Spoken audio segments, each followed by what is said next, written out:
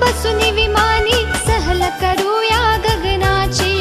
चला मुलांनो आज पाहूया शाळा चांदोबा गुरुजींची। चला मुलांनो आज पाहूया शाळा चांदोबा गुरुजींची।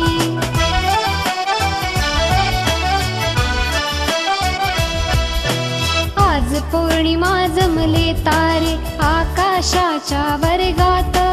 चांदोबा गुरुजी तर दिसती कुठल्या मोठ्या मौजात। हसून चांदण्या करती किलबिल आपुल्या इवल्या